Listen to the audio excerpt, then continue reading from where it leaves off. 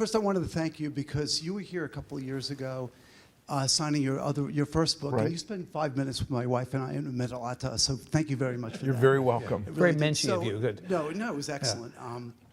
So, in my opinion, Republicans are great at demonizing and at messaging, really good at it. And Democrats would rather win a fight than an election. No, they'd rather win a policy discussion than an election. Well, there you go. Okay, so in your opinion, who would be the candidate that the Republican Party and Trump would not want to see him run against right now? It's kind of the inverse of the And then question I I have another asked. question to follow up on. Look, I don't think they want him to run against. I don't think they want to run against Klobuchar because she's from the Midwest. And I'll tell you why else I think that. She also has a little bit of that like lower middle class scrappiness about her that is a lot of their base resonates with that. And What was the phrase you used before? Karen? oh yeah, they're going to try to turn her into Karen who wants to speak to the manager, but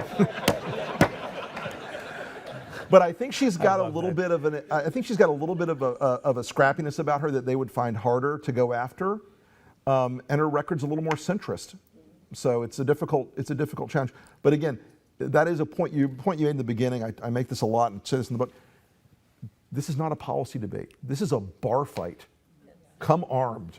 Can you see a path for, just your point, can you see a path for Klobuchar given the way this is setting up? How do you get her elected given she comes fifth out of Iowa?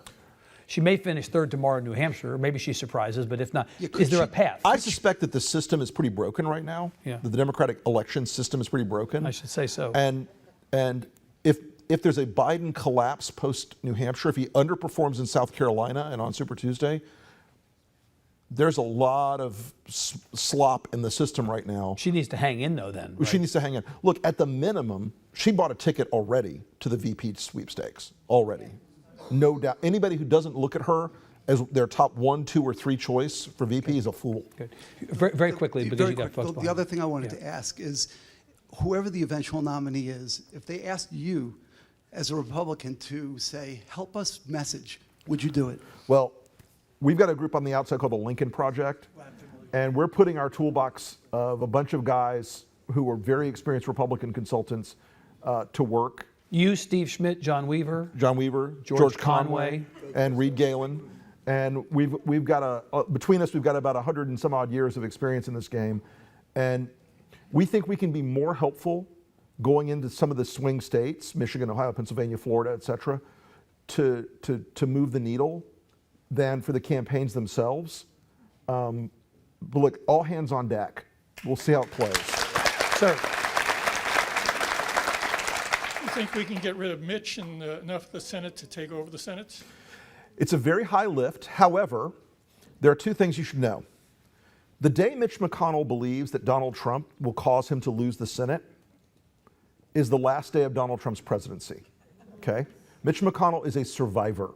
Do not underestimate Mitch McConnell ever for being a crafty bastard, because he will preserve himself as majority leader.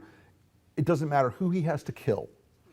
The second thing is there are enough vulnerable seats right now to make a big play. And I think Donald Trump made a gigantic strategic error by going after Mitt Romney. Yeah, absolutely. Because if you knock out McSally and Collins, or Gardner and Collins, those 3 seats are all very eminently gettable. You think they're winnable, and the Democrats have good candidates. Do you think enough to win in those? Solid candidates, and there's going to be, and one of the things Lincoln's going to do, we're going to be working those states. Because you know what?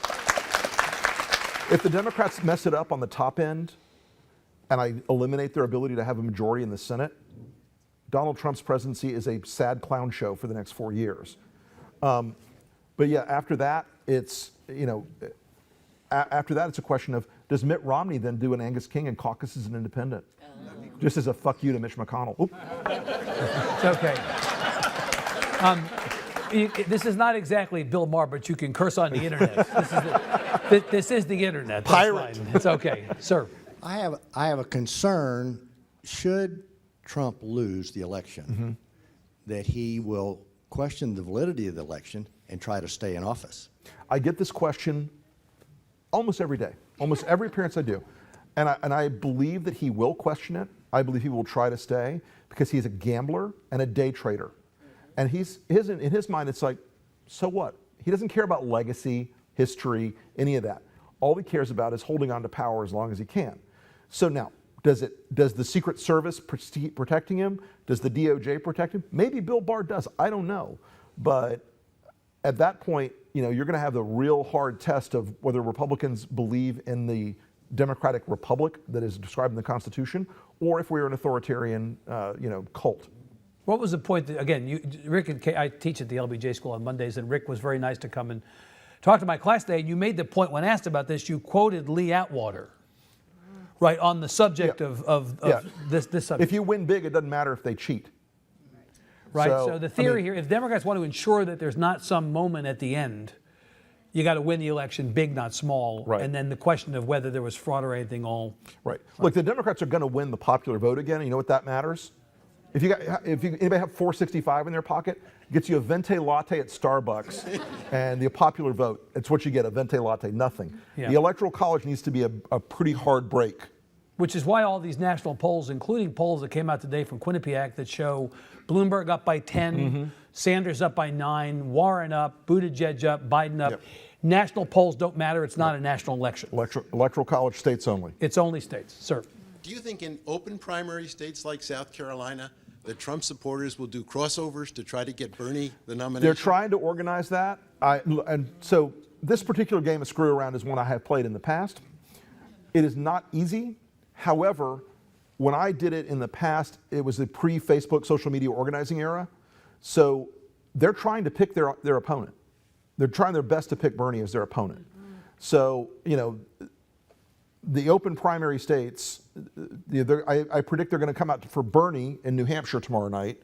Republicans are going to vote for Bernie. And they'll probably try it in South Carolina and a couple of other places, which is why I generally don't like open primaries, and I hate caucuses with the fire of 1,000 suns. Two more, sir. It seems so obvious what you said about Bernie, that he's a problem for the Democratic Party. Do you see that there's an opportunity for him to make it? Or will the Democrats wake up and realize that? What Democrats? There's no party. There's no national party. I mean, Tom Perez, I wouldn't hire Tom Perez to manage a Waffle House. Honestly. And look, there's a reason why they only have $8 million in the bank. It's because the major donors do not have confidence in the DNC organization as it is structured right now. I told one of these guys the other day, and let me characterize it. Of the top 5 Democratic donors in the country, the major bundler guys, he's in the top 3. And I talked to him the other day, and I said, listen, you put me in charge of the DNC for 6 months, everyone will hate me, everything will work.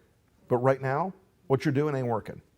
But it's So the party really doesn't have the power to correct. come in and orchestrate an end other than the one that will And it's sort of a happen. cyclical problem. They don't have the money, so they don't have the power. They don't have the power, so they don't have the money.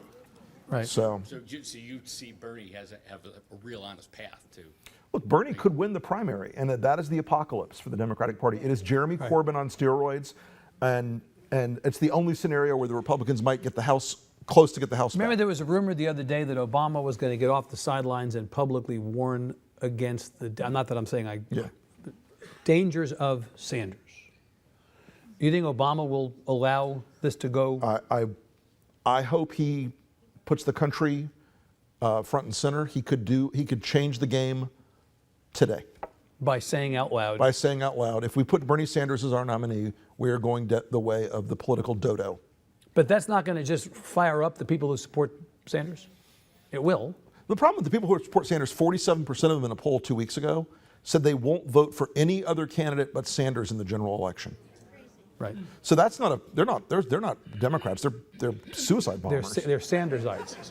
Last question, sir. Thank you. Hey, Rick, I was wondering if you would elaborate a little more on the plans for the Lincoln Party. It's kind of interesting to see the coalition of people like yourself, and will we see outright Republicans or Lincoln Party outright endorsing a Democrat for the general? So we're not trying to pick the primary candidate. We're definitely not trying to say Biden versus Klobuchar, any of that. We're staying out of that side of the equation. We're dedicated to defeating Donald Trump. And remember I said earlier, there's two kinds of campaigns, the kind where you want to do what you want to do and what you have to do. We're going to do what we have to do. And we're going to stay focused on that. And our endorsement doesn't matter a bucket of warm spit, but you know what does matter? Digital and broadcast ads in Michigan, Ohio, Wisconsin, Pennsylvania, Florida, Arizona, ripping the tar off of the hide off of Donald Trump. Will you have enough So- money to do it? We're going to get there. We raised, just from minor donors, from small donors, $1.6 million in 4.5 weeks, and we've attracted the attention of the big fish now, and we're going to have a competitive war chest. So, All right. How fun and how lucky we are to have Rick Wilson here. Hopefully you'll see it. But people, thanks very much. Appreciate it.